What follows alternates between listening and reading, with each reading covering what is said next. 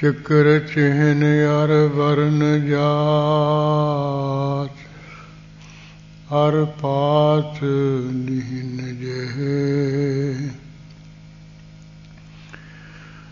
रूप रंग अर रेख पेख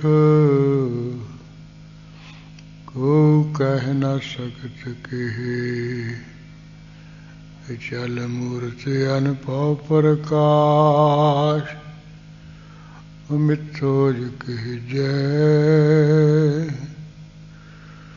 कोट इंद्र इंद्रान साहे साहन गणिजय तिरपवन महीप स्वर नर असुर नेत नेत बन तिरन कहत त्वै सर्वनाम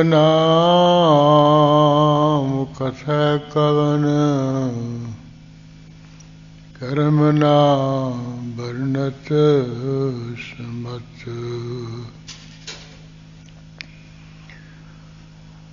अस्कृपान खंड खड़ग तुबक तवरी आरती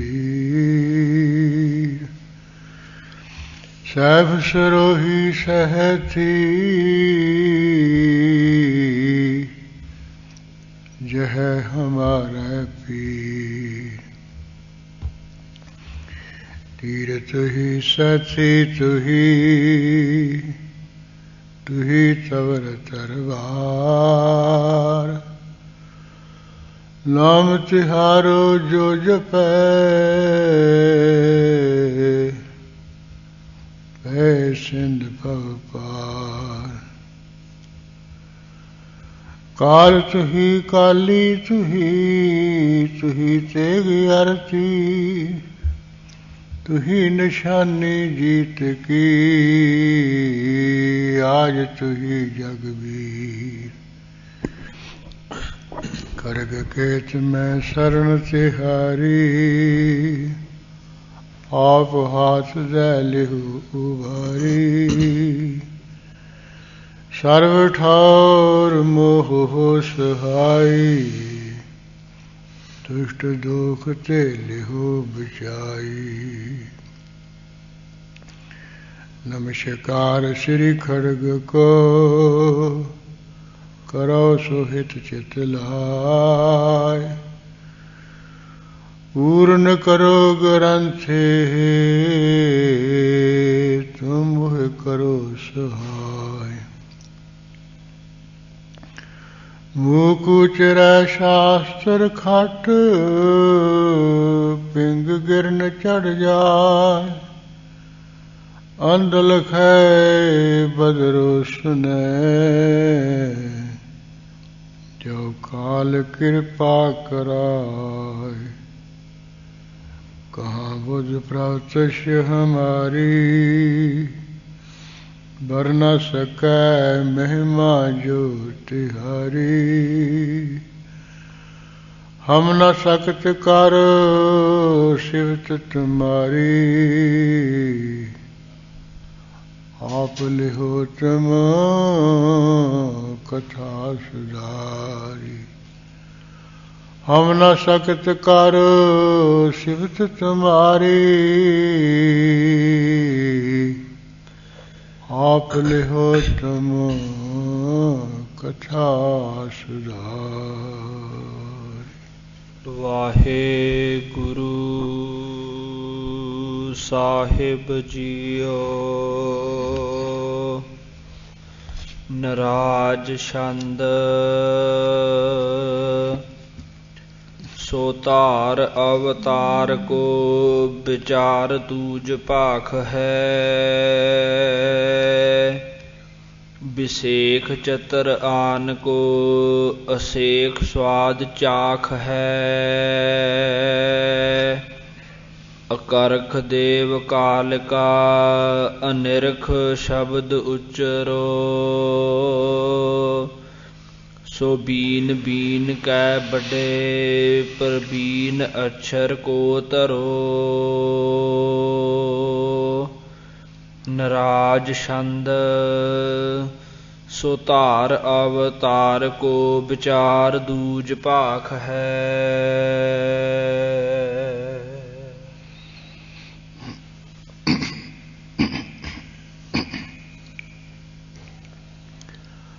ਵਾਹਿਗੁਰੂ ਜੀ ਕਾ ਖਾਲਸਾ ਵਾਹਿਗੁਰੂ ਜੀ ਕੀ ਫਤਿਹ। ਪਰਮ ਸਤਿਕਾਰਯੋਗ ਗੁਰੂ ਖਾਲਸਾ ਸਾਧ ਸੰਗਤ ਜੀ, ਅੰਮ੍ਰਿਤ ਵੇਲੇ ਤੋਂ ਗੁਰੂ ਮਹਾਰਾਜ ਦੀ ਹਜ਼ੂਰੀ ਵਿਖੇ ਦੀਵਾਨ ਸਜ ਰਹੇ ਹੈ। ਜੁਗੋ ਜੁਗ ਅਟਲ ਸਤਿਗੁਰੂ ਦੀ ਪ੍ਰਕਾਸ਼ ਸੇਵਾ ਹੋਈ ਹੈ। ਗੁਰਬਾਣੀ ਦਾ ਪਾਠ ਜਾਪ ਹੋਇਆ ਹੈ। ਸ੍ਰੀ ਰਾਹੀਂ ਕੀਰਤਨ ਹੋ ਰਿਹਾ ਸੀ। ਗੁਰੂ ਗੋਬਿੰਦ ਸਿੰਘ ਸਾਹਿਬ ਮਹਾਰਾਜ ਜੀ ਦੀ ਬਾਣੀ ਦੀ ਵਿਚਾਰ ਲੜੀਵਾਰ ਰੂਪ ਵਿੱਚ ਚੱਲ ਰਹੀ ਹੈ, ਜਿਸ ਵਿਚਕਾਰ ਆਪ ਜੀ ਨੇ ਜਿਵੇਂ ਅਕਾਲ ਪੁਰਖ ਵਾਹਿਗੁਰੂ ਦੀ ਆਗਿਆ ਨਾਲ ਇਹ ਬ੍ਰਹਮਾ ਨੇ ਅਵਤਾਰ ਧਾਰੇ, 7 ਜਨਮ ਧਾਰੇ, ਉਹ ਪ੍ਰਸੰਗ ਆਪਾਂ ਪ੍ਰਾਰੰਭ ਕੀਤਾ ਹੋਇਆ ਹੈ। ਕੱਲ ਦੇ ਦੀਵਾਨ ਵਿੱਚ ਜਿਵੇਂ ਵਾਹਿਗੁਰੂ ਨੇ ਆਗਿਆ ਕੀਤੀ ਵੀ ਤੂੰ ਜਪ ਕਰ ਤਪ ਕਰ, ਇਸ ਤਰ੍ਹਾਂ ਆਕਾਸ਼ ਬਾਣੀ ਦੁਆਰਾ ਸੁਣ ਕੇ ਇੱਕ ਵਾਰੀ ਤਾਂ ਤਰਫ ਕਿਹਾ ਜਾਏ। ਇਹ ਬ੍ਰਹਮਾ ਦੇਵੀ ਦਾ ਹੀ ਉਪਾਸ਼ਕ ਸੀ, ਉਹਦੇ ਚਰਣੀ ਪਿਆ ਹੈ। ਦੇਵੀ ਨੇ ਇਹਨੂੰ ਉਪਦੇਸ਼ ਦੇ ਦਿੱਤਾ ਕਿ ਜੇ ਤੂੰ ਕੁਛ ਉਹ ਅਕਾਲ ਪੁਰਖ ਵਾਹਿਗੁਰੂ ਪਾਸੋਂ ਪ੍ਰਾਪਤ ਕਰਨਾ ਚਾਹੁੰਦਾ, ਉਹਦੀ ਪ੍ਰਸੰਨਤਾ ਚਾਹੁੰਦਾ ਹੈ, ਇਹ ਤੂੰ ਤਪ ਕਰ, ਭਗਤੀ ਕਰ, ਸੇਵਾ ਕਰ।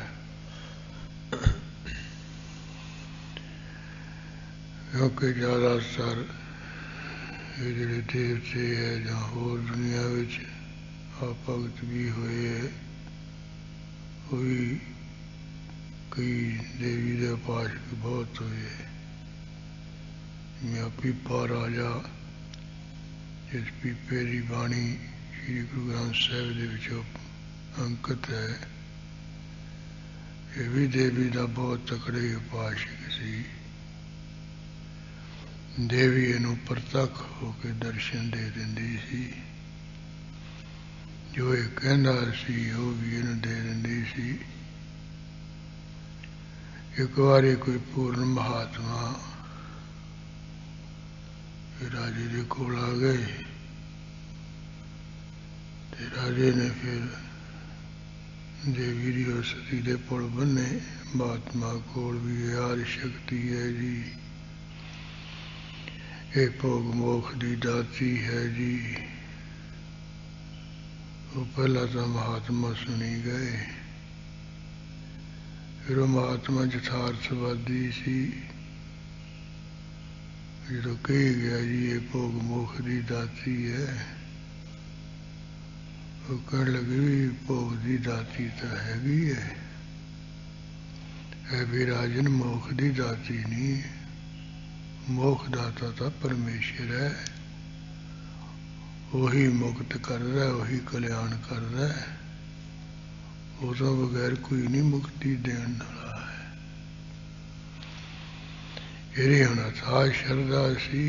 ਇਹ ਹਟ ਕਰਕੇ ਕਹਿਣ ਲੱਗਿਆ ਨਹੀਂ ਜੀ, ਭੋਗ ਦੀ ਵੀ ਦਾਤੀ, ਮੋਖ ਦੀ ਵੀ ਦਾਤੀ ਹੈ। ਮਹਾਤਮਾ ਕਹਿਣ ਲੱਗੇ ਵੀ ਤੂੰ ਪੁੱਛ ਕੇ ਦੇਖ ਲਾ ਆਪਣੀ ਦੇਵੀ ਨੂੰ ਵੀ ਮੋਖ ਦੇ ਦੂਗੀ। ਅਸੀਂ ਤਾਂ ਤੈਨੂੰ ਸਪਸ਼ਟ ਕਹਿੰਦੇ ਵੀ ਮੋਖ ਦੀ ਦਾਤੀ ਨਹੀਂ। ਇਹ ਕਹਿੰਦਾ ਜੀ ਮੈਂ ਪ੍ਰਗਟ ਕਰਕੇ ਪੁੱਛ ਲੈਣਾ। ਉਹ ਦੇਵੀ ਦੇ ਮੰਦਿਰ ਵਿੱਚ ਚਲਿਆ ਗਿਆ, ਪੂਜਾ ਕਰਕੇ ਧਿਆਨ ਵੀ ਜੁੜ ਗਿਆ। ਧਿਆਨ ਵਿੱਚ ਜੁੜਨ ਤੋਂ ਫਿਰ ਦੇਵੀ ਵੱਲੋਂ ਆਵਾਜ਼ ਆਈ, ਇਹ ਮੇਰੇ ਪੀਪੇ ਭਗਤ ਕੀ ਮੰਗਦਾ ਹੈ, ਕੀ ਚਾਹੀਦਾ ਹੈ। ਇਹਨੇ ਕਿਹਾ ਹੈ ਦੇ ਮਾਤਾ बाकी तो तेरा सब कुछ दिता होया है, राज पाग बख्शिया सब कुछ है। हुण अखीर दे समय तू मैनू मुक्त कर दी, मोख बख्श दी।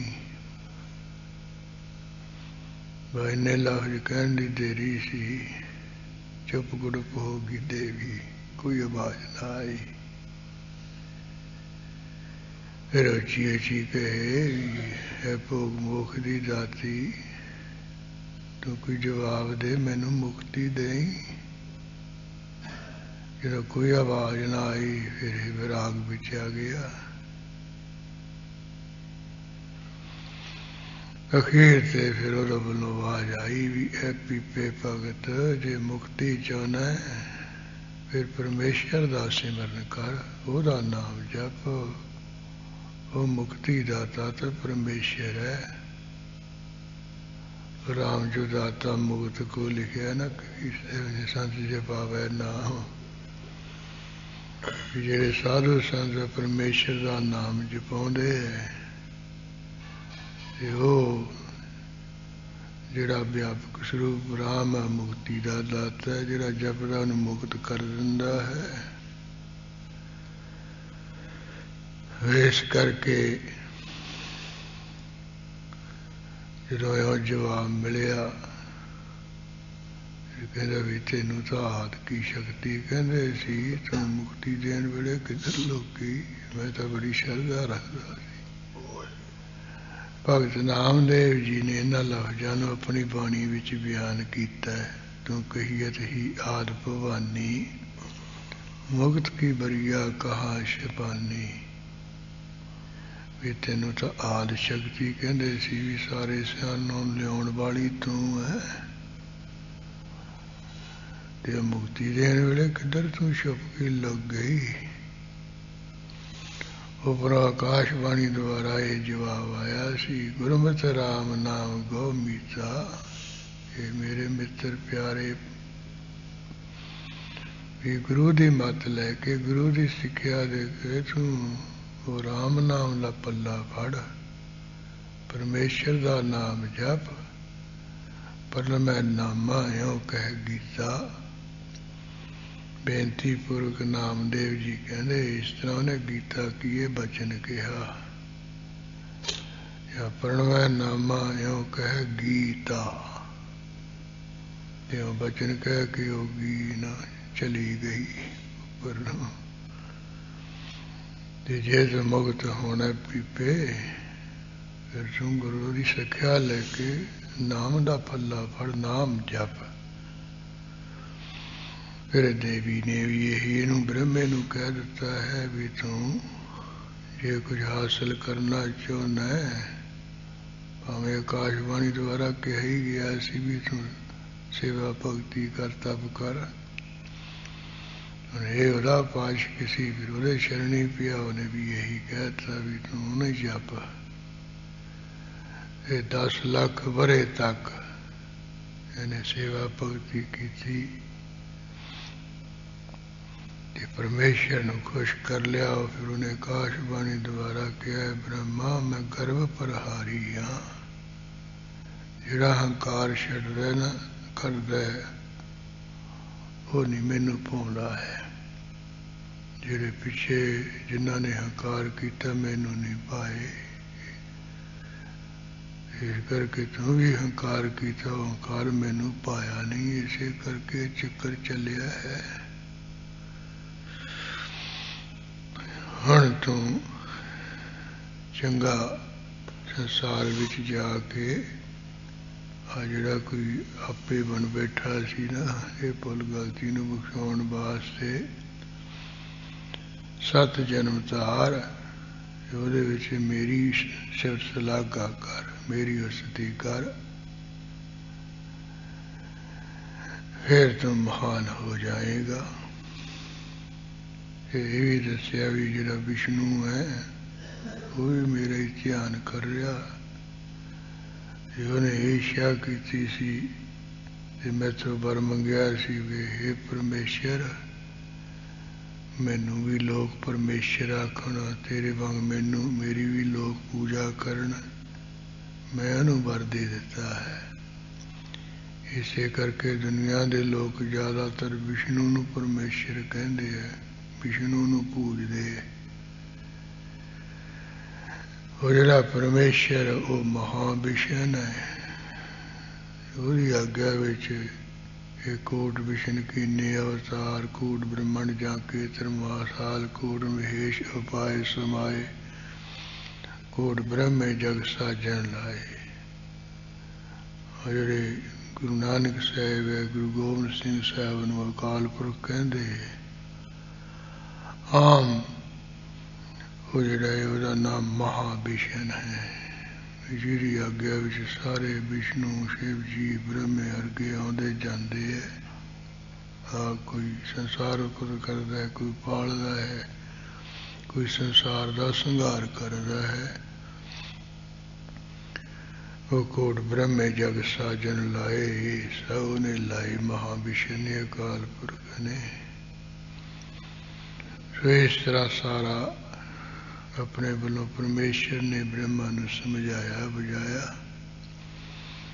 ਜਿਸ ਤਰ੍ਹਾਂ ਉਹਦੀ ਆਗਿਆ ਮੰਨ ਕੇ ਫਿਰ ਜਿਹੜਾ ਬ੍ਰਹਮ ਹੈ ਉਹ ਸੰਸਾਰ ਦੇ ਵਿੱਚ ਆਇਆ, ਜਿਹਦਾ ਨਾਮ ਸੰਸਾਰ ਦੇ ਵਿੱਚ ਵਾਲਮੀਕ ਕਰਕੇ ਪ੍ਰਸਿੱਧ ਹੋਇਆ, ਜਾਂ ਆਦਿ ਕਵੀ ਕਰਕੇ ਵੀ, ਚਿਰੰਜੀਵੀ ਵਾਲਮੀਕ ਕਰਕੇ ਵੱਡੀ ਉਮਰ ਵਾਲਾ ਬਹੁਤ ਸਮਾਂ ਜੀਂਦਾ ਰਿਹਾ। ਇਹ ਬੰਦੇਲਖੰਡ ਵਿੱਚ ਜਿਹੜਾ ਚਿੱਤਰਕੂਟ ਪਹਾੜ ਹੈ ਉੱਥੇ ਇਹਨੇ ਨਿਵਾਸ ਰੱਖਿਆ ਸੀ। ਇਸ ਤਰ੍ਹਾਂ ਉੱਥੇ ਹੀ ਫਿਰ ਜਿਸ ਰਾਮ ਜੀ ਦੀ ਇਹਨੇ ਉਹ ਪਰਮੇਸ਼ਰ ਦੀ ਆਗਿਆ ਨਾਲ ਸਾਰੀ ਕਥਾ ਬਾਲ ਲੀਲਾ ਜੰਗ ਜੁੱਧ ਦੀ ਲਿਖੀ। ਇਹ ਉਹਦੇ ਪਤਨੀ ਸੀਤਾ ਨੂੰ ਵੀ ਆਪਣੇ ਸਥਾਨ ਤੇ ਰੱਖਿਆ ਸੀ। ਇੱਥੇ ਹੀ ਲਹੂ ਕੁਸ਼ ਦੇ ਆਸਣ ਤੇ ਸਥਾਨ ਤੇ ਪੈਦਾ ਹੋਏ ਸੀ। ਇਹਨਾਂ ਦੋਹਾਂ ਲਹੂ ਕੁਸ਼ ਨੂੰ ਸ਼ਾਸਤਰ ਵਿਦਿਆ ਵੀ, ਸ਼ਸਤਰ ਵਿਦਿਆ ਵੀ ਇਹ ਵਾਲਮੀਕ ਚਿਰੰਜੀਵੀ ਨੇ ਸਿਖਾਈ ਸੀ। ਇਸ ਤਰ੍ਹਾਂ ਜਿਹੜਾ ਵਾਲਮੀਕ ਆਦਿ ਕਵੀ, ਇਸੇ ਤਰ੍ਹਾਂ ਚਿਰੰਜੀਵੀ ਕਵੀ ਹੋਇਆ, ਲਿਖੀ ਹੋਇਆ ਹੈ। ਦੂਜਾ ਜਿਹੜਾ ਉਹ ਰਾਮਾਦਸੀ ਸੁਚਾਰੋ ਤਰੇ ਬਦਕ ਤਰੇ ਵਿਚਾਰੇ, ਜਿਵੇਂ ਲਿਖਿਆ ਵਾਲਮੀਕ ਬਟਵਾਰਾ, ਜਿਹਨਾਂ ਸੱਤ ਲਿਖੀ ਮਿਲੇ ਸੀ, ਉਹਨਾਂ ਨੇ ਮਰੇ ਮਰੇ ਦਾ ਉਪਦੇਸ਼ ਦੇ ਕੇ ਹਿਰਦੇ ਨੂੰ ਲਾਇਆ ਸੀ। ਸੋ ਇਹ ਪ੍ਰਸੰਗ ਆਪਾਂ ਕੱਲ੍ਹ ਵਾਲਮੀਕ ਨੇ ਜਿਵੇਂ ਇਹ ਦੁਨੀਆ ਤੇ ਤਾਰ ਧਾਰਿਆ, ਬ੍ਰਹਮਾ ਨੇ ਐਸੇ ਰੂਪ ਵਿੱਚ ਆਪਣੇ ਆਪ ਨੂੰ ਪ੍ਰਗਟ ਕੀਤਾ, ਉਸ ਦਾ ਪੁਰਾਣਾ ਵਿੱਚੋਂ ਲੱਥਾ ਗੁਰੂ ਕਲਗੀਧਰ ਜੀ ਨੇ ਆਪਣੀ ਬਾਣੀ ਵਿੱਚ ਕੀਤਾ ਹੈ। ਉਹ ਕੱਲ੍ਹ ਆਪਾਂ ਪ੍ਰਸੰਗ ਪੜ੍ਹਿਆ, ਉਸੇ ਸੰਬੰਧ ਵਿੱਚ ਹੀ ਅੱਜ ਵੀ ਕੁਝ ਬਾਣੀ ਦੁਆਰਾ ਬਚਨ ਆ ਰਹੇ ਹਨ। ਉਹ ਜੋ ਗੁਰੂ ਕਲਗੀਧਰ ਜੀ ਨੇ ਅਕਾਲ ਪੁਰਖ ਵਾਹਿਗੁਰੂ ਦੀ ਆਗਿਆ ਨਾਲ ਬ੍ਰਹਮਾ ਦਾ ਦੂਜਾ ਰੂਪ ਵਾਲਮੀਕ ਹੋ ਕੇ ਪਰਮੇਸ਼ਰ ਦੀ ਸਿਫਤ ਸ਼ਲਾਘਾ ਕੀਤੀ। ਵਾਲਮੀਕੀ ਰਮਾਇਣ ਪੁਸਤਕ ਬਹੁਤ ਵੱਡਾ ਬਣਾਇਆ। ਉਹ ਸਾਰਾ ਹੀ ਪ੍ਰਸੰਗ ਕੁਝ ਛੰਦ ਦੇ ਜਿਹੜੇ ਲਫ਼ਜ਼ ਹੈ ਉਹ ਜ਼ਿਆਦਾ ਕਰਕੇ 99 ਜੇ ਕਰਨੇ ਪੈਣੇ ਨੇ, ਜਿਸ ਕਰਕੇ ਉਹ ਜਿਵੇਂ ਕੋਈ ਟੀਕੇ ਵਿੱਚ ਸੇਧ ਜੀ ਦਿੱਤੀ ਹੈ। ਤੇ ਬਾਕੀ ਜਿਵੇਂ ਸੰਪਰਦਾ ਵਿੱਚੋਂ ਕੁਝ ਪੜ੍ਹਿਆ ਹੈ ਉਹ ਦੋਹਾਂ ਦਾ ਹਰਮਨ ਮਾਜਾ ਜਿਹੜਾ ਵਿਚਾਰ ਦਾਸ ਬੇਨਤੀ ਰੂਪ ਵਿੱਚ ਕਰੇਗਾ। ਉਹ ਜਿਵੇਂ ਵੀ ਇਹ ਵਚਨ ਆਉਂਦੇ ਹਨ ਆਪਾਂ ਸੁਣੀਏ ਵਿਚਾਰੀਏ ਜੀ। ਨਰਾਜ ਛੰਦ ਸੋ ਧਾਰ ਅਵਤਾਰ ਕੋ ਵਿਚਾਰ ਦੂਜ ਭਾਖ ਹੈ। ਹਾਂ, दूज अवतार को सो तारक है, विचार भाग है। अर्थ वास्ते नवे इस तरह जरा है तो हम ब्रह्मा भी अवतार ही है ना, तो परमेश्वर की आग्ञा नाल वो दूजा अवतार होया धरती के उपर पहला अवतार है वाल्मीकि का, उंजे ब्रह्मे का अपना दूजा अवतार है। इस करके कहते दूज अवतार को सुधार के भाग है, सुधार के भाग है। जेड़ा ये ब्रह्मा का दूजा अवतार यानी वाल्मीकि होया धरती ते पहला अवतार है, ਉਹਦੇ ਨੂੰ ਉਹ ਜਿਹੜਾ ਵਿਚਾਰ ਹੈ ਉਹਨੂੰ ਕਹਿੰਦੇ ਸੁਧਾਰ ਕੇ ਬਣਾ ਸਵਾਰ ਕੇ ਇਹ ਕਥਨ ਕੀਤਾ ਆਸਾਨੇ। ਵਿਸ਼ੇਖ ਚਤਰ ਆਨ ਕੋ ਅਸੇਖ ਸਵਾਦ ਚਾਖ ਹੈ। ਵਿਸ਼ੇਸ਼ ਕਰਕੇ ਜਿਹੜੇ ਕੋਈ ਚਤਰ ਲੋਕ ਹੈ, ਸਿਆਣੇ ਲੋਕ ਹੈ, ਆਨ ਕੇ ਉਹਨਾਂ ਵਾਸਤੇ ਅਸੇਖ ਸਵਾਦ ਚਾਖ ਹੈ। ਵਿਸ਼ੇਸ਼ ਕਰਕੇ ਬਹੁਤਾ ਜਿਹੜਾ ਸਵਾਦ ਹੈ ਇਹ ਵਾਲਮੀਕੀ ਰਾਮਾਇਣ ਦੁਆਰਾ ਚਖਾਇਆ ਹੈ। ਵਿਸ਼ੇਸ਼ ਕਰਕੇ ਪੂਰਾ ਸੂਰਾ ਜਿਹੜਾ ਸਵਾਦ ਹੈ ਉਹ ਬਹੁਤਾ ਹੀ ਚਖਾਇਆ ਹੈ, ਬਹੁਤਾ ਹੀ ਸਵਾਦ ਬਖਸ਼ਿਆ ਹੈ। ਅਕਰਖ ਦੇਵ ਕਾਲਿਕਾ ਅਨਿਰਖ ਸ਼ਬਦ ਉਚਰੋ।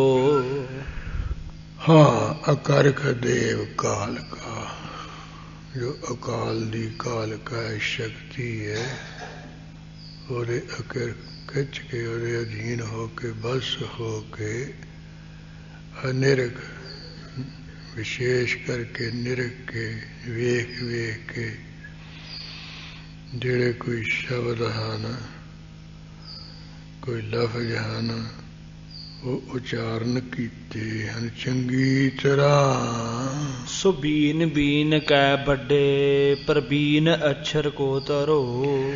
ਬੜੀ ਪ੍ਰਵੀਨਤਾ ਨਾਲ, ਬੜੀ ਸਿਆਣਪ ਨਾਲ ਜਿਹੜੇ ਬੀਨ ਬੀਨ ਅਛਰ ਹੈ, ਚੁਣ ਚੁਣ ਕੇ ਜਿਹੜੇ ਚੰਗੇ ਅੱਖਰ ਹੈ, ਜਿਹਦੇ ਅੱਖਰਾਂ ਵਿੱਚ ਪਰਮੇਸ਼ਰ ਦੀ ਬਹੁਤ ਮਹਾਨ ਸਿਫਤ ਲਾਗਾ ਹੈ ਰਾਮ ਰੂਪ ਦੇ ਵਿੱਚ।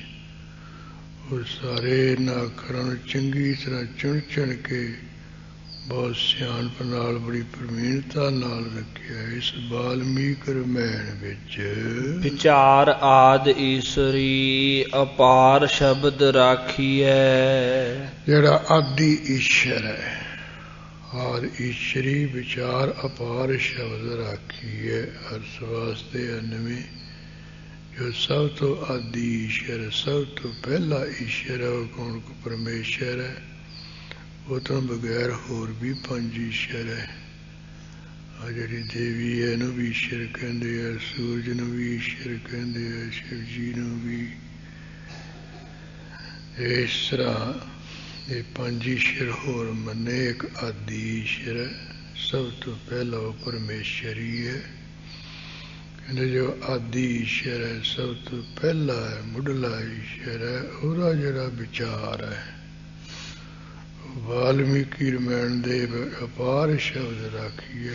अपार शब्दों विच, बेअंत शब्दों विच रखिया गया आदि ईश्वर का विचार है। चितार कृपा काल की जो चाहिए सो पाखिए। जेड़ा वो काल पुरख है, ਉਹਦੀ ਕਿਰਪਾ ਦੇ ਨਾਲ ਚਿਤਾਰ ਕੀਏ ਯਾਦ ਕਰਕੇ। ਉਹ ਕਾਲ ਪੁਰਖ ਦੀ ਕਿਰਪਾ ਨਾਲ ਯਾਦ ਕਰਕੇ ਜੋ ਕੁਝ ਚਾਹੀਦਾ ਸੀ ਨਾ, ਜੋ ਕੁਝ ਕਹਿਣਾ ਚਾਹੀਦਾ ਸੀ, ਉਹ ਇਹਦੇ ਵਿੱਚ ਸੋ ਭਾਕਿਆ ਚੰਗੀ ਤਰ੍ਹਾਂ ਉਹ ਕਿਹਾ ਗਿਆ, ਉਹ ਚੰਗੀ ਤਰ੍ਹਾਂ ਕਥਨ ਕੀਤਾ ਗਿਆ। न शंक चित आनिय बनाए आप लेह गे। हाँ, कोई चित भी शंका नहीं लेनी चाहिए मैं की कहांगा, क्योंकि वाल्मीकि नूं मन विच भी कोई शंका नहीं लेनी चाहिए मैनू भी परमेश्वर जी आप ही मैथों जो कुछ उन्होंने कहाना बनाना है वो आप ही सारा कुछ ਜਿਵੇਂ ਇਹ ਸੋਹਣੀ ਕਾਵ ਰਚਨਾ ਹੈ ਵੀ ਉਹ ਆਪ ਹੀ ਬਣਾ ਲੈਣਗੇ। ਸੁਕ੍ਰਿਤ ਕਾਵ ਕਿਤ ਕੀ ਕਬੀਸ ਔਰ ਦੇਹਗੇ। ਇਹ ਜਿਹੜੀ ਕਾਵ ਦੁਆਰਾ ਕੀਰਤੀ ਕੀਤੀ ਗਈ ਹੈ ਨਾ ਸੋਹਣੇ ਢੰਗ ਨਾਲ, ਇਹ ਕਾਵ ਦੁਆਰਾ ਜਿਹੜੀ ਕਿਤ ਕੀਤੀ ਗਈ ਹੈ ਸੁਕਰ ਚੰਗੀ ਕੀਰਤੀ, ਇਸ ਕੀਰਤੀ ਦੀ ਜਿਹੜੀ ਉਪਮਾ ਕਵੀਸ਼ ਔਰ ਦੇਂਗੇ। ਹੋਰ ਜਿਹੜੇ ਕਵੀਆਂ ਦੇ ਈਸ਼ਰ ਵੱਡੇ ਕਵੀ ਹੈ ਉਹ ਕਹਿਣਗੇ ਵਾਲਮੀਕ ਜਿਹੜਾ ਕਵੀ ਹੈ ਆਦਰਿਕੀ ਹੈ, ਉਹਦੇ ਆਸ ਲਭਜ ਹੈ, ਉਹਦੀ ਉਪਮਾ ਦਿਆ ਕਰਨਗੇ।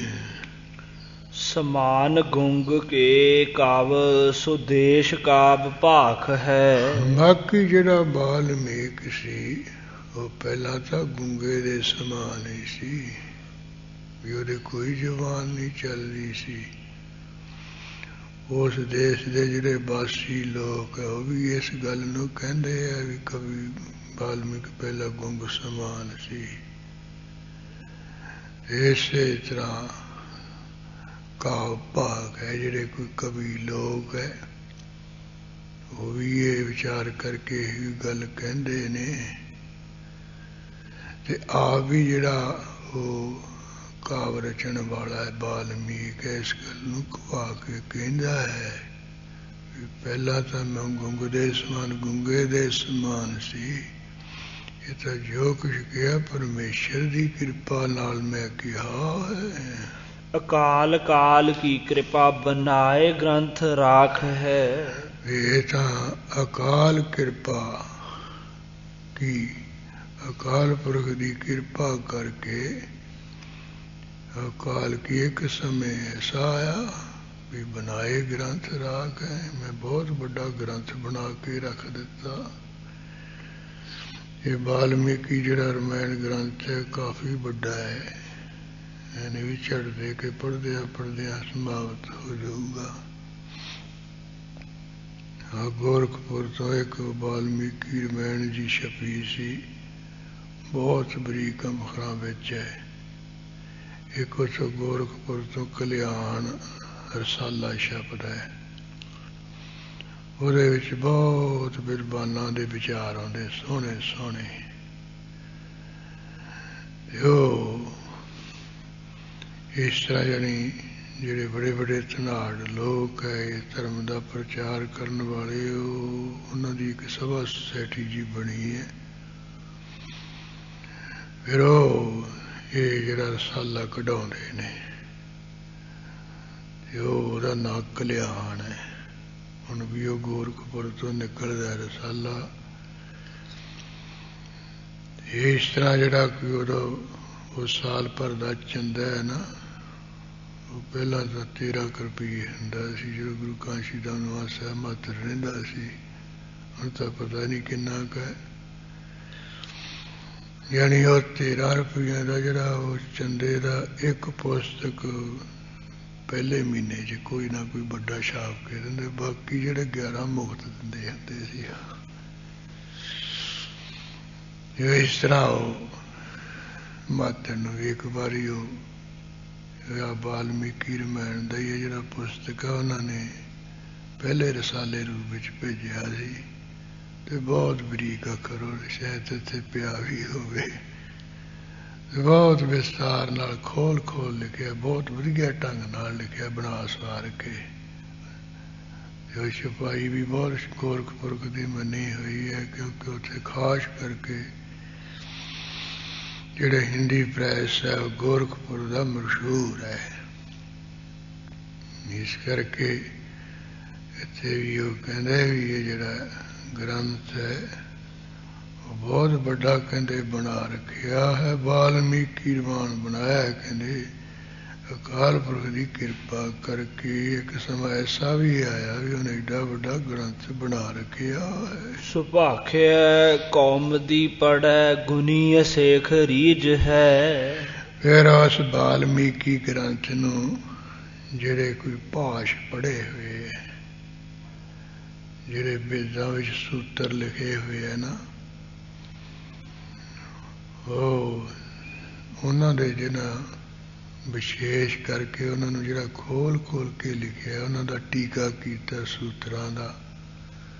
ਕਿਉਂਕਿ ਸੂਤਰ ਦੇ ਲਕਸ਼ਣ ਹੈ ਅਲਪ ਅਕਸ਼ਰੇਵਤੀ ਅਰਥ ਬੋਧ ਕਤਮ ਸੂਤਰਤਮ। ਵੀ ਥੋੜ੍ਹੇ ਜਿਹੇ ਅੱਖਰ ਹੋਣ ਤੇ ਥੋੜ੍ਹੇ ਅੱਖਰਾਂ ਵਿੱਚ ਜਿਹੜਾ ਗਿਆਨ ਹੈ ਉਹ ਜ਼ਿਆਦਾ ਹੋਵੇ। ਬਹੁਤਾ ਗਿਆਨ ਬਖਸ਼ੇ, ਅੱਖਰ ਥੋੜ੍ਹੇ ਜਿਹੇ ਹੋਣ, ਉਹਨੂੰ ਕਹਿੰਦੇ ਸੂਤਰ। ਉਹ ਜੇ ਵੇਦਾਂ ਵਿੱਚ ਸੂਤਰ ਰੂਪ ਜਾਂ ਥੋੜ੍ਹੇ ਰੂਪ ਦੇ ਵਿੱਚ ਲਫ਼ਜ਼ ਕਹੇ ਆ, ਉਹਨਾਂ ਨੂੰ ਫਿਰ ਵਿਸਥਾਰ ਨਾਲ ਜਿਹੜੀ ਪੁਸਤਕਾਂ ਵਿੱਚ ਕਿਹਾ ਉਹਨਾਂ ਨੂੰ ਭਾਸ਼ ਕਹਿੰਦੇ ਹੈ। ਉਹ ਕਈ ਹਨ ਭਾਸ਼, ਜਿੰਨੇ ਵੀ ਵੇਦਾਂ ਦੇ ਸੂਤਰ ਹੈ, ਜਿਨ੍ਹਾਂ ਨੇ ਵੀ ਉਹਨਾਂ ਨੂੰ ਵਿਸਥਾਰ ਨਾਲ ਖੋਲ ਕੇ ਉਹਦਾ ਟੀਕਾ ਜਾ ਕੀਤਾ, ਖੋਲ ਕੇ ਵਿਆਖਿਆ ਕੀਤੀ ਹੈ, ਉਹ ਸਾਰੇ ਭਾਸ਼ ਹੈ। ਇਹ ਜਿਹੜੇ ਕੋਈ ਭਾਸ਼ ਨੂੰ ਗ੍ਰੰਥਾਂ ਨੂੰ ਪੜ੍ਹੇ, ਜਿਨ੍ਹਾਂ ਵਿੱਚ ਵੇਦਾਂ ਦੇ ਸੂਤਰਾਂ ਦੇ ਖੋਲ ਕੇ ਅਰਥ ਤੇ ਖੋਲ ਕੇ ਉਹਦੀ ਵਿਆਖਿਆ ਕੀਤੀ, ਉਹਨੂੰ ਉਹ ਜਿਹੜੇ ਕੋਈ ਪੜ੍ਹਦੇ ਵਾਲਮੀਕ ਨੂੰ ਭਾਸ਼ ਵਿਦਵਾਨ ਤੇ ਕੌਮ ਦੀ ਪੜ੍ਹੇ ਹੋਏ ਹੈ। ਇੱਕ ਸਿਧਾਂਤ ਕੌਮ ਦੀ, ਇੱਕ ਲਘੂ ਕੌਮ ਦੀ ਹੈ। ਇਹ ਜਿਹੜਾ ਕੋਈ ਪਾਣਨੀ ਮੁਨੀ ਹੋਇਆ ਹੈ, ਉਹਨੇ ਇਹ ਲਘੂ ਸਿਧਾਂਤ ਕੌਮ ਦੀ ਪੁਸਤਕ ਰਚੀ ਹੈ। ਇਹਦਾ ਹੀ ਅੱਗੇ ਹੋਰ ਕਿਸੇ ਲਘੂ ਕੌਮ ਦੀ ਹੈਗੀ ਹੈ। ਇੱਕ ਗੁਰ ਕੌਮ ਦੀ ਵੀ ਹੈਗੀ, ਉਹਦੇ ਵਿੱਚ ਗੁਰੂ ਮਹਾਰਾਜ ਗੁਰੂ ਨਾਨਕ ਸਾਹਿਬ ਜੀ ਦੇ ਸੰਬੰਧ ਵਿੱਚ ਭਵਿੱਖ ਵਚਨ ਹਨ। ਜਾਂ ਕੋਈ ਸਿਧਾਂਤ ਕੌਮ ਦੀ ਪੜ੍ਹੇ ਹੋਏ ਹੈ, ਜਾਂ ਲਘੂ ਕੌਮ ਦੀ ਪੜ੍ਹੇ ਹੋਏ ਵਿਦਵਾਨ ਹੈ, ਜਾਂ ਭਾਸ਼ ਪੜ੍ਹੇ ਹੋਏ ਹੈ, ਵੇਦਾਂ ਦੇ ਸੂਤਰਾਂ ਵਾਲੇ ਟੀਕੇ ਪੜ੍ਹੇ ਹੋਏ ਹੈ। ਸੋ ਗੁਣੀ ਲੋਕ ਅਸ਼ੇਖ ਰੀਝ ਹੈ। ਇਸ ਵਾਲਮੀਕੀ ਗ੍ਰੰਥ ਨੂੰ ਵੇਖ ਕੇ ਉਹ ਬਹੁਤ ਹੀ ਪ੍ਰਸੰਨ ਹੁੰਦੇ ਆ ਵੀ ਹੱਦ ਹੀ ਕੀਤੀ ਪਈ ਹੈ ਵਾਲਮੀਕ ਨੇ। ਵਿਚਾਰ ਆਪਣੀ ਕ੍ਰਿਤੰ ਵਿਸੇਖ ਚਿਤ ਖੀਜ ਹੈ। ਦੂਜੇ ਪਾਸੇ ਕਹਿੰਦੇ ਵਿਚਾਰ ਆਪਣੀ ਕੀਰਤਨ, ਆਪਣੀ ਕੀਤੀ ਹੋਈ ਜਿਹੜੀ ਕੋਈ ਬਾਣੀ ਹੈ, ਕਵਿਤਾ ਹੈ, ਉਹਨੂੰ ਕਹਿੰਦੇ ਵਿਚਾਰ ਕੇ ਵਿਸੇਖ ਚਿੱਤ ਖੀਜ। ਮੈਂ ਜਦੋਂ ਉਹਦੇ ਤੁਲਨਾ ਨਾ ਹੁੰਦੀ ਵਾਲਮੀਕ ਦੀ ਬਾਣੀ ਦੇ ਕਾਬਲੇ, ਵਿਸ਼ੇਸ਼ ਕਰਕੇ ਚਿੱਤ ਵਿੱਚ ਖਿੱਚਦੇ ਵਜੇ ਵੀ ਹਨ, ਔਖੇ ਵੀ ਹੁੰਦੇ ਹਨ। ਜਿੱਥੇ ਉਹਦੇ ਆਪ ਭਾਸ਼ ਪੜ੍ਹੇ ਹੋਏ, ਕੌਮ ਦੀ ਪੜ੍ਹੇ ਹੋਏ ਗੁਣੀ ਲੋਕ ਦੇਖ ਕੇ ਉਹਦੀ ਬਾਣੀ ਨੂੰ ਕਾਵਿ ਨੂੰ ਖੁਸ਼ ਹੁੰਦੇ ਹੈ। ਦੂਜੇ ਪਾਸੇ ਆਪਣੀ ਕੀਤੀ ਹੋਈ ਨੂੰ ਉਹਨੂੰ ਵਿਚਾਰ ਕੇ ਚਿੱਤ ਵਿੱਚ ਬਹੁਤਾ ਖਿੱਚਦੇ ਵੀ ਹੈ, ਦੁਖੀਜੇ ਵੀ ਹੁੰਦੇ ਹੈ ਵੀ ਅਸੀਂ ਇਹਦੇ ਤੁਲ ਨਹੀਂ ਕੁਝ ਕਹਿ ਸਕੇ। ਹਾਂ, ਬਚਿੱਤਰ ਕਾਬੇ ਕੀ ਕਥਾ ਪਵਿੱਤਰ ਆਜ ਭਾਖੀ ਹੈ। ਹਾਂ, ਵਿਚਿੱਤਰ ਕਾਵ ਕੀ ਕਹਾ, ਉਸ ਪਵਿੱਤਰ ਦੀ, ਉਸ ਪਵਿੱਤਰ ਕਾਵ ਦੀ ਜਿਹੜੀ ਕਹੀ ਹੋਈ ਰਾਮ ਦੀ ਕਥਾ ਹੈ, ਉਹ ਵਾਲਮੀਕ ਕਵੀ ਦੀ ਜਿਹੜੀ ਕੋਈ ਪਵਿੱਤਰ ਰਾਮ ਦੀ ਕਹਾ ਕਹੀ ਹੋਈ ਹੈ, ਉਹ ਪਵਿੱਤਰ ਆਜ ਭਾਖੀ ਹੈ। ਅੱਜ ਵੀ ਕਹਿੰਦੇ ਦੁਨੀਆ ਦੇ ਵਿੱਚ ਨੂੰ ਬੜਾ ਪਵਿੱਤਰ ਕਿਹਾ ਜਾਂਦਾ ਹੈ, ਮਹਾਨ ਤੋਂ ਮਹਾਨ ਸ਼ੁੱਧ ਕਿਹਾ ਜਾਂਦਾ ਹੈ। ਸੋ ਸਿੱਧ ਬ੍ਰਿਧ ਦਾਇਨੀ ਸਨਿਧਰ ਬੈਨ ਰਾਖੀਐ। ਹਾਂ, ਇਸ ਤਰ੍ਹਾਂ ਉਹ ਜਿਹੜੀ ਵਾਲਮੀਕੀ ਹੈ, ਬਾਲ ਦੀ ਕਾਵ ਰਚਨਾ ਹੈ, ਉਹਦੇ ਸਲੋਕ ਹੈ, ਉਹਦੇ ਲਫ਼ਜ਼ ਹੈ, ਉਹ ਬੜੀ ਸਿੱਧੀ ਦੇਣ ਵਾਲੀ ਵੀ ਹੈ, ਸ਼ਕਤੀ ਦੇਣ ਵਾਲੀ ਵੀ ਹੈ, ਤੇ ਬ੍ਰਿਧੀ ਦੇਣ ਵਾਲੀ ਹੈ, ਮਹਾਨਤਾ ਬਖਸ਼ਣ ਵਾਲੀ ਵੀ ਹੈ। ਕਿਉਂਕਿ ਸਮਿਰਧ ਬਚਨ ਰਾਖੀ, ਉਹਦੇ ਵਿੱਚ ਬੜੇ ਸਮੱਗਰੀ ਬਖਸ਼ਣ ਵਾਲੇ, ਤਰ੍ਹਾਂ ਦੀ ਜਿਹੜੀ ਸਮੱਗਰੀ ਹੈ, ਸਹੂਲਤਾਂ ਦੇ ਖਾਣ ਪੀਣ ਦਾ, ਖਾਤੀ ਘੋੜੇ, ਇਹ ਉਹਦੇ ਕਵਿਤਾ ਵਿੱਚ ਕਹਿੰਦੇ ਮਿੱਠੇ ਬਚਨ ਐਸੇ ਲਿਖੇ ਹੋਏ ਆ, ਜਦੋਂ ਕੋਈ ਉਹ ਵਾਲਮੀਕੀ ਰਾਮਾਇਣ ਪੜ੍ਹ ਕੇ ਸੁਣਾਉਂਦਾ ਹੈ ਮਨੁੱਖ ਨੂੰ ਬਥੇਰੀ ਸਮੱਗਰੀ ਮਿਲ ਜਾਂਦੀ, ਸਭ ਕੁਛ ਲੋਕ ਦੇ ਦਿੰਦੇ ਹੈ। ਉਹ ਸਿੱਧੀ ਦੇਣ ਵਾਲੀ ਹੈ, ਬ੍ਰਿਧੀ ਬੜਪੁਣਾ ਬਖਸ਼ਣ ਵਾਲੀ ਹੈ, ਤੇ ਸਮੱਗਰੀ ਨੂੰ ਬਖਸ਼ਣ ਵਾਲੀ ਹੈ। ਐਸੇ ਉਹਦੇ ਵਿੱਚ ਲਫ਼ਜ਼ ਰੱਖੇ ਹੋਏ ਆ ਉਹ ਕਾਵਨ ਵਾਲਮੀਕ ਕਵੀ ਨੇ। ਪਵਿੱਤਰ ਨਿਰਮਲੀ ਮਹਾ ਬਚਿੱਤਰ ਕਾਵਿ ਕਾਥੀਐ। ਹਾਂ, ਫਿਰ ਇਸੇ ਤਰ੍ਹਾਂ ਕਹਿੰਦੇ ਵਿਚਿੱਤਰ ਮਹਾ ਵਿਚਿੱਤਰ ਕਾਵਿ ਕਥੀ ਹੈ। ਮਹਾਨ ਕਹਿੰਦੇ ਜਿਹੜੀ ਤਰ੍ਹਾਂ ਤਰ੍ਹਾਂ ਦੀ ਕਾਵਿ ਦੁਆਰਾ ਉਹਨੇ ਕਥਨ ਕੀਤਾ ਹੈ, ਜਾਂ ਅਨੋਖੇ ਢੰਗ ਨਾਲ ਉਹ ਕਾਵਿ ਵਿੱਚ ਕਥਨ ਕੀਤਾ ਹੈ। ਤੇ ਜੋ ਕਥਨ ਕੀਤਾ ਪਵਿੱਤਰ ਨਿਰਮਲੀ ਮਹਾ, ਉਹ ਬੜੀ ਕਥਾ ਕਹਿੰਦੇ ਪਵਿੱਤਰ ਤੋਂ ਪਵਿੱਤਰ ਹੈ, ਮਹਾਨ ਨਿਰਮਲ ਤੋਂ ਨਿਰਮਲ ਹੈ। ਬੜੇ ਸ਼ੁੱਧ ਰੂਪ ਦੇ ਵਿੱਚ ਉਹਨੇ ਲਫ਼ਜ਼ ਕਹੇ ਹਨ। ਪਵਿੱਤਰ ਸ਼ਬਦ ਊਪਜੈ ਚਰਿੱਤਰ ਕੋ ਨਾ ਕੀਜੀਐ। ਹਾਂਜੀ, ਪਵਿੱਤਰ ਸ਼ਬਦ ਊਪਜੈ ਚਰਿੱਤਰ ਕੋ ਨਾ ਕੀਜੀਐ। ਹਾਂ, ਇਸ ਤਰ੍ਹਾਂ ਪਵਿੱਤਰ ਸ਼ਬਦ ਊਪਜੈ, ਉਹਦੇ ਵਿੱਚੋਂ ਪਵਿੱਤਰ ਸ਼ਬਦ ਪੈਦਾ ਹੁੰਦੇ, ਬਹੁਤ ਸ਼ੁੱਧ ਲਫ਼ਜ਼ ਪੈਦਾ ਹੁੰਦਾ, ਉਹਨਾਂ ਤੋਂ ਇੱਕ ਇੱਕ ਸ਼ਬਦ ਸ਼ੁੱਧ ਹੈ। ਚਿੱਤਰ ਕੌਣ ਕੀਜੀਏ, ਇਸ ਤਰ੍ਹਾਂ ਦਾ ਕਹਿੰਦੇ ਉਹਦੇ ਵਿੱਚ ਕੋਈ ਚਰਿੱਤਰ ਨਹੀਂ ਕੀਤਾ ਹੋਇਆ, ਉਹਦੀ ਉਪਮਾ ਨਹੀਂ ਕੀਤੀ ਜਾ ਸਕਦੀ ਹੈ। ਜਾਂ ਚਰਿੱਤਰ ਕੌਣ ਕੀਜੀਏ, ਉਹਨੇ ਤਰ੍ਹਾਂ ਤਰ੍ਹਾਂ ਦੇ ਚਰਿੱਤਰਾਂ ਨੂੰ ਕੌਤਕਾਂ ਨੂੰ ਕਥਨ ਕੀਤਾ ਹੋਇਆ ਆਪਣੇ ਲਫ਼ਜ਼ਾਂ ਦੁਆਰਾ। ਸੋ ਸੇਵ ਕਾਲ ਦੇਵ ਕੀ ਅਭੇਵ ਜਾਨ ਕੀਜੀਏ। ਇਸ ਕਰਕੇ ਸੋ ਸੇਵ ਕਾਲ ਦੇਵ ਕੀ ਅਭੇਦ ਜਾਨ ਕੀਜੀਏ। ਉਹ ਜਿਹੜਾ ਕਾਲ ਕਰਨ ਵਾਲਾ ਦੇਵ ਹੈ, ਸਭ ਦਾ ਮਾਰਨ ਵਾਲਾ ਦੇਵਾਂ ਨੂੰ ਅਭੇਵ ਜਾਣ ਕੇ, ਭੇਦ ਤੋਂ ਰਹਿਤ ਜਾਣ ਕੇ, ਸੋ ਸੇਵ ਦੇਵ ਕੀ ਕੀਜੀਏ, ਉਹਦੀ ਕਹਿੰਦੇ ਸੇਵਾ ਕਰਨੀ ਚਾਹੀਦੀ, ਉਹਦਾ ਪੂਜਨ ਕਰਨਾ ਚਾਹੀਦਾ ਹੈ। ਪ੍ਰਭਾਤ ਉਠ ਤਾਸ ਕੋ ਮਹਾਤ ਨਾਮ ਲੀਜੀਏ। ਪ੍ਰਭਾਤ ਉਠ ਤਾਸ ਕੋ, ਪ੍ਰਭਾਤ ਅੰਮ੍ਰਿਤ ਵੇਲੇ ਸਵੇਰੇ ਉੱਠ ਕੇ ਉਸਦਾ ਜਿਹੜਾ ਮਹਾਨ ਨਾਮ ਹੈ, ਪਵਿੱਤਰ ਨਾਮ ਹੈ, ਸ਼ੁੱਧ ਨਾਮ ਉਹ ਲੈਣਾ ਚਾਹੀਦਾ ਹੈ।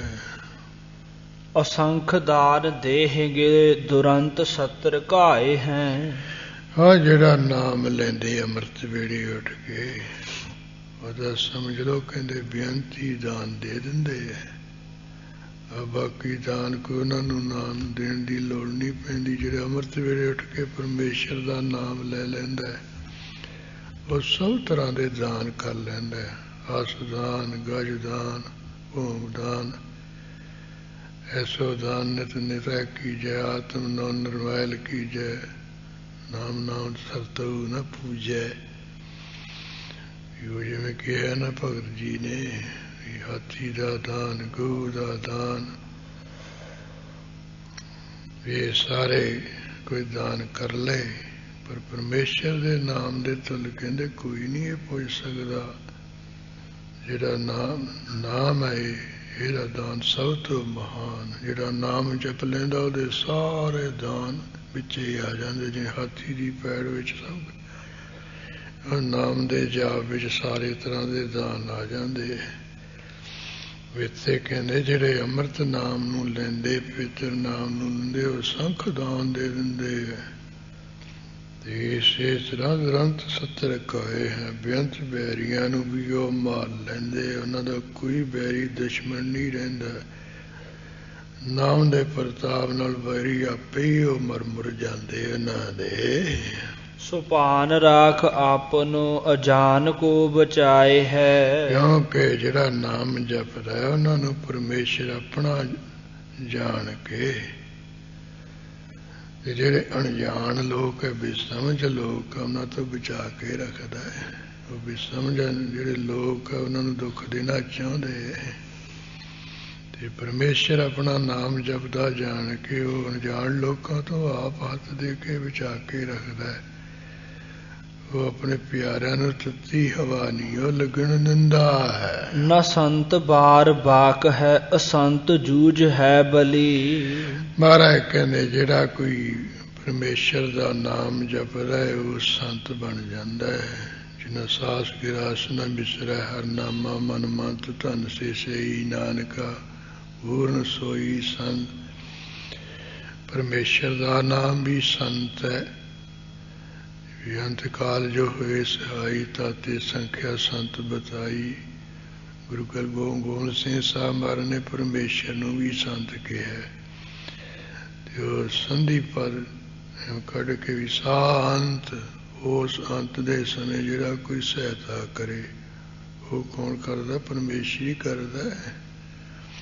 ਨਾ ਮਾਂ ਕਰਦੀ ਨਾ ਪਿਓ ਕਰਦਾ ਨਾ ਸਾਗ ਸੰਬੰਧੀ ਕਰਦੇ। ਜੇ ਕੋਈ ਅੰਤ ਦੇ ਸਮੇਂ ਸਹਾਇਤਾ ਕਰਦਾ ਤਾਂ ਪਰਮੇਸ਼ਰ ਕਰਦਾ। ਇਸੇ ਤਰ੍ਹਾਂ ਜਿਹੜਾ ਕੋਈ ਅੰਤ ਦੇ ਸਮੇਂ ਕਿਸੇ ਦੀ ਸਹਾਇਤਾ ਕਰ ਸਕੇ ਉਸੇ ਦਾ ਨਾਮ ਸਹੀ ਮਾਇਨਾ ਵਿੱਚ ਗੁਰਬਾਣੀ ਦੇ ਸਿਧਾਂਤ ਅਨੁਸਾਰ ਸੰਤ ਹੈ। ਜਿਵੇਂ ਉਹ ਜਲਣ ਜੱਟ ਸਪੂਰਨ ਸੰਤ ਸੀ, ਉਹ ਜਿਹਦੇ ਕੋਲ ਮਜ਼ਦੂਰੀ ਜੀ ਕਰਦਾ ਸੀ ਤੇ ਉਹਦੀ ਵੀ ਉਹਨੇ ਅੰਤ ਦੇ ਸਮੇਂ ਸਹਾਇਤਾ ਕਰ ਦਿੱਤੀ ਸੀ। ਘਰ ਵਾਲੀ ਜਿਹੜੀ ਰਾਮ ਕੀ ਸੀ ਉਹਨੂੰ ਪਤਾ ਚੱਲ ਗਿਆ ਸੀ ਵੀ ਕੱਲ ਨੂੰ ਮੈਂ ਅੰਮ੍ਰਿਤ ਵੇਲੇ ਚੜ੍ਹਾਈ ਕਰ ਜਾਣੀ ਹੈ ਤੇ ਸ਼ਾਮ ਨੂੰ ਆ ਕੇ ਉਹ ਭਗਤ ਜੀ ਦੇ ਹਜ਼ੂਰੀ ਵਿੱਚ ਬੈਠ ਗਈ ਹੱਥ ਜੋੜ ਕੇ ਕਿ ਮਹਾਰਾਜ ਤੁਹਾਡੀ ਕਿਰਪਾ ਕਰਕੇ ਤੁਹਾਡੇ ਨਾਲ ਸੰਬੰਧ ਜੁੜ ਕੇ ਮੈਨੂੰ ਵੀ ਇਹ ਕੁਝ ਹਾਸਲ ਹੋ ਗਿਆ। ਮੈਨੂੰ ਪਤਾ ਚੱਲ ਗਿਆ ਵੀ ਕੱਲ ਨੂੰ ਅੰਮ੍ਰਿਤ ਵੇਲੇ ਮੈਂ ਸੱਚਖੰਡ ਨੂੰ ਚਲੀ ਜਾਣਾ ਹੈ ਤੇ ਤੁਹਾਡੀ ਸੇਵਾ ਕਰਦਿਆਂ ਮੈਥੋਂ ਕੋਈ ਭੁੱਲ ਗਲਤੀ ਹੋਵੇ ਮਾਫ ਕਰ ਦੇਣਾ।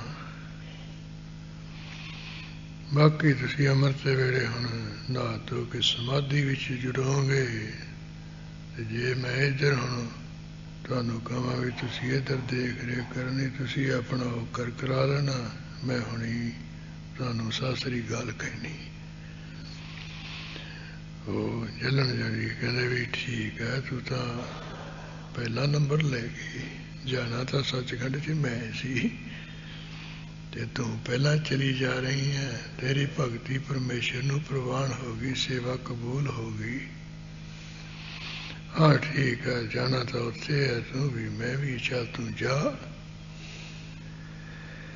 ਵੇ ਕੁਝ ਸਮੇਂ ਤੋਂ ਬਾਅਦ ਫਿਰ ਉਹ ਖਿਆਲ ਜਾਇਆ ਕਿਉਂਕਿ ਜਿਹੜੇ ਸਤਿਪੁਰਸ਼ ਅਨੁਭਵੀ ਹੁੰਦੇ ਉਹ ਅੰਦਰ ਆਇਆ ਵੀ ਜਿਹੜਾ ਜਿਹਦੇ ਕੋਲ ਮਜ਼ਦੂਰੀ ਜੀ ਕਰਦੇ ਰਹੇ ਹੈ ਇਹਨੇ ਅੱਜ ਹੀ ਚਲੇ ਜਾਣਾ, ਹੁਣੇ ਸ਼ਾਮ ਨੂੰ ਚਾਲੇ ਮਾਰ ਜਾਣੇ। ਦੇਖਿਆ ਵੀ ਇਹਦਾ ਰਿਕਾਰਡ ਜਾਂ ਤਾਂ ਮਾੜਾ ਹੀ ਹੈ, ਕੰਮ ਤਾਂ ਸਾਰੇ ਮਾੜੇ ਹੈ। ਫਿਰ ਖਿਆਲ ਜਾ ਕਰਦੇ ਆ ਵੀ ਚਲੋ ਆਪਣੇ ਨਾਲ ਤਾਂ ਠੀਕ ਠਾਕ ਹੀ ਇਹਦਾ ਵਰਤਾਵ ਰਿਹਾ, ਆਪਾਂ ਨੂੰ ਤਾਂ ਨਹੀਂ ਚੰਗਾ ਮੰਦਾ ਬੋਲਿਆ, ਆਪਣੇ ਨਾਲ ਤਾਂ ਇਹਨਾਂ ਨੇ ਕੋਈ ਕੰਮ ਮਜ਼ਦੂਰੀ ਕਿੱਥੇ ਕਿਤੇ ਰੌਲਾ ਪਿਆ, ਆਪਾਂ ਨੂੰ ਤਾਂ ਜੀ ਸਤਿਕਾਰ ਨਾਲ ਹੀ ਬੁਲਾਉਂਦਾ ਰਿਹਾ। ਇਹ ਫਿਰ ਘਰ ਵਾਲੀ ਨੂੰ ਕਹਿੰਦੇ ਵੀ ਇੱਕ ਗੱਲ ਸੁਣ ਲੈ, ਜਾਣਾ ਤਾਂ ਹੈ ਤੂੰ ਸਵੇਰੇ, ਜਿਹਦੇ ਕੋਲ ਆਪਾਂ ਮਜ਼ਦੂਰੀ ਜੀ ਕਰਦੇ ਗਏ ਨੇ ਆ ਹੁਣ ਚਲੇ ਜਾਣਾ, ਹੁਣ ਇਹਨੇ ਚਾਲੇ ਮਾਰ ਜਾਣਾ। ਠੀਕ ਹੈ ਇਹਨੇ ਬੇਈਮਾਨੀਆਂ ਤੋਂ ਠੱਗੀਆਂ ਮਾਰੀਆਂ, ਇਹਨੇ ਆਪਣਾ ਕੀਤਾ ਪਾਉਣਾ ਹੈ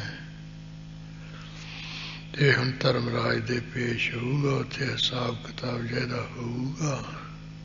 ਤੂੰ ਜਦੋਂ ਸਵੇਰੇ ਸੱਚਖੰਡ ਨੂੰ ਜਾਵੇਂ ਨਾ ਤੇ ਜਾਂਦੀ ਜਾਂਦੀ ਧਰਮਰਾਜ ਨੂੰ ਮੇਰੇ ਵੱਲੋਂ ਸੁਨੇਹਾ ਦੇ ਦੇਣਾ, ਉਹਨੂੰ ਕਹਿ ਦੇਣਾ ਵੀ ਹੈ ਤਾਂ ਜਿਹੋ ਜਿਹਾ ਤੂੰ ਜਾਣਦਾ ਹੀ ਹੈ,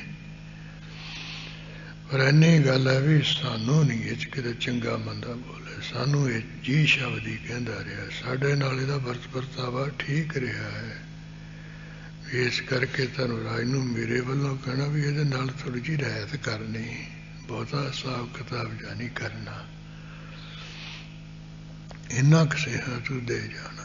ਕਹਿੰਦੀ ਮਹਾਰਾਜ ਸਤ ਬਚਨ ਉਹ ਅੰਮ੍ਰਿਤ ਵੇਲਾ ਹੋਇਆ। ਇੱਧਰ ਤਾਂ ਜਲਨ ਜੱਟ ਜੀ ਨਹਾ ਧੋ ਕੇ ਸਮਾਧੀ ਵਿੱਚ ਸਥਿਤ ਹੋ ਗਏ। ਉਧਰ ਉਹਨੇ ਸੱਚਖੰਡ ਨੂੰ ਚਾਲੇ ਮਾਰਤੇ। ਇੱਧਰ ਹੁਣ ਭਗਤ ਜੀ ਦੇ ਦੱਸਣਹਾਰ ਪਹਿਲਾਂ ਹੀ ਸ਼ਾਹੂਕਾਰ ਚਲਿਆ ਗਿਆ ਸੀ। ਜਦੋਂ ਸੱਚਖੰਡ ਨੂੰ ਚੱਲੀ ਤੇ ਹੁਣ ਇਹ ਦੂਰ ਰਹੀ ਉਹ ਜਮ ਤੇ ਬਾੜ ਲਿਖਿਆ ਬਾਣੀ ਵਿੱਚ ਵੀ। ਜਿਹੜੇ ਪਰਮੇਸ਼ਰ ਦੇ ਪਿਆਰੇ ਉਹਨਾਂ ਦਾ ਭਗਤਾਂ ਦਾ ਰਸਤਾ ਹੋਰ ਹੈ। ਜਿਵੇਂ ਬੜੇ ਬੜੇ ਮਿਨਿਸਟਰ ਜੇ ਹੁੰਦੇ ਨਾ, ਇਹਨਾਂ ਦਾ ਰਸਤਾ ਅਸੀਂ ਆ ਜਿਵੇਂ ਫਿਰਦੇ ਫਿਰਦੇ, ਇਹਨਾਂ ਦਾ ਵੱਖਰਾ ਹੁੰਦਾ ਹੈ।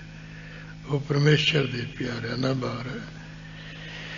ਜਦੋਂ ਸੱਚਖੰਡ ਨੂੰ ਉਹ ਚੱਲੀ ਹੈ ਤੇ ਉਹ ਰਸਤੇ ਵਿੱਚ ਹੀ ਹੁਣ ਇੱਧਰ ਹੈ, ਜਿਵੇਂ ਉਹ ਅੱਗੇ ਤੋਂ ਅੱਗੇ ਇੱਧਰ ਨੂੰ ਆ ਰਸਤਾ ਜਾਂਦਾ, ਉਹ ਰਸਤੇ 'ਚ ਕਹਿਣ ਲੱਗੀ ਵੀ ਇੱਧਰ ਨੂੰ ਵੀ ਜਾਣਾ ਹੈ। ਉਹ ਕਹਿਣ ਲੱਗੀ ਇੱਧਰ ਤਾਂ ਜਿਹੜਾ ਕੋਈ ਪਾਪੀ ਪੁੰਨੀ ਲੋਕ ਹੈ ਜਿਨ੍ਹਾਂ ਨੇ ਗੁਨਾਹ ਕੀਤੇ ਉਹ ਜਾਂਦੇ ਧਰਮਰਾਜ ਕੋਲੇ, ਤੁਹਾਡਾ ਤਾਂ ਕੋਈ ਵਾਹ ਵਾਸਤਾ ਨਹੀਂ, ਤੁਸੀਂ ਸਿੱਧੇ ਸੱਚਖੰਡ